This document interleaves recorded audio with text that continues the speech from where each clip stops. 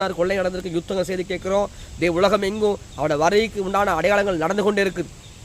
ஒரு ரெண்டு அடையாளம் இல்லை, ஆயிரக்கணக்கான அடையாளங்கள்ல வெளியரங்கமாக நம்ம கண்ணுக்கு முன்னாடி இருக்குது. அதனால் தேவன் இயேசு கிறிஸ்து வரப்போகிற அடையாளங்கள் இன்னும் அதிகமாக இருக்குது.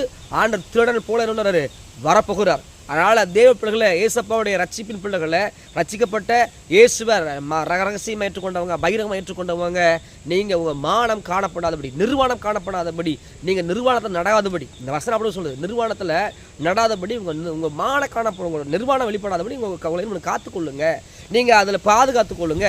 என்ன நிர்வாணம் அப்படின்னா, ரட்சிப்புங்கிற வஸ்திரத்தை கர்த்தர் கொடுத்துருக்குறாரு. பரிசுத்த ஆடையை கேட்டு வாங்கன்னு பைபிள் சொல்லுது. இன்றைக்கி தேவ பிள்ளைகளுக்கு ரட்சிப்புங்கிறது இன்றைக்கி நிறைய இடங்கள்ல இல்லாமல் போகுது.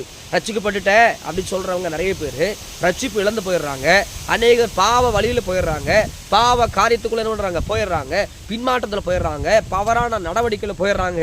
ஆண்டவர் இன்றைக்கி வந்தார்னா நீங்கள் எங்கே போவீங்க? நானும் என்னோடய வாழ்க்கையில் ஒவ்வொரு நாளும் சொல்லுகிறது என்னென்னா, ஆண்டவரை நீங்கள் வந்தீங்கன்னா, நீங்கள் வர்றீங்கன்னா நான் ஒவ்வொரு நாளும் என்னை ஆயத்தப்படுத்தி கொண்டிருக்கிறேன். ஒவ்வொரு நாளும் அவர் சொல்கிற, ஆண்டவரே ஒரு நாளும் நீ கைவிடுகிற நிலைமை எனக்கு வரக்கூடாது. அதுதான் சொல்லி கொண்டிருக்கிறேன். உங்களுக்கு அதை சொல்கிறேன், இயேசுக்காக தான் வாழ்கிறோம். இயேசு வரப்போகிறாரு. நம்ம ரட்சிக்கப்பட்டது எதுக்குன்னா, ஒரு நாளில் இப்போ நித்தியத்துக்குள்ளே போகிறக்கு தான் அந்த ரட்சிப்பு எதுக்கப்பட்டிருக்கிறோம். இயேசு ஏற்றுக்கொண்டிருக்கிற கிறிஸ்தவ மாறினா இப்போ பல ஐஸ்வர்யத்தை கொடுப்பாரு, பணம் கொடுப்பார். அது இல்லை, நமக்கு இயேசுவை ஏற்றுக்கொண்ட முதல் காரணம் பரலோகத்தினுடைய மேன்மையை நம்ம பெற்றுக்கொள்ளும்படி தான் இயேசு கிறிஸ்து தன் ஜீவனை கொடுத்தாருங்க. அதே வேளையில் அன்னைக்கு சிலுவையில் நமக்காக தொங்கின ஆண்டவர் மறுபடியும் தன் முழு மகிமையாய் வரப்போகிறார். மகிமை பொருந்தவரா இப்போ நமக்கு பரிந்து பேசுகிற வரப்போகிறதில்ல. இப்போ பரிந்து பேசுகிற ஆண்டவர் நமக்கு இருக்கிறாரு. நம்ம ஒவ்வொரு நாளும் பாவம் செய்யும் போது, நம்ம விலகி போகும்போது, நம்ம தேவனுக்கு விரோதமாக செய்யும் போது பிதாவுக்கு நேராக எழும்பி தன் கரத்தை நீட்டி, இவனுக்காக நான் சிலுவையில் அடிக்கப்பட்டிருக்கேன்னு சொல்லி ஒவ்வொரு முறையும் இயேசு கிறிஸ்து நமக்கு என்ன பண்ணுறாருங்க, பரிந்து பேசி கொண்டிருக்கிறாரு. ஒவ்வொரு நாளும் பரிந்து பேசி கொண்டிருக்கிறாரு.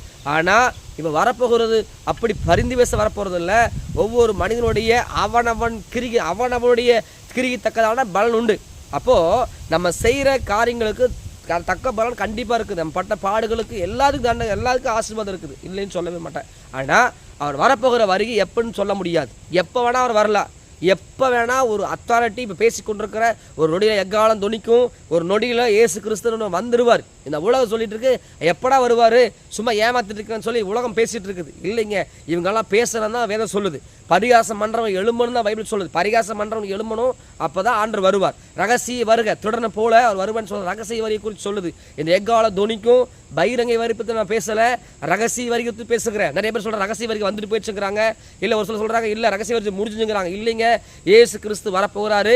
ரட்சிப்பின் ரகசிய வருகை இதோ ஒரு கண் மின்னல்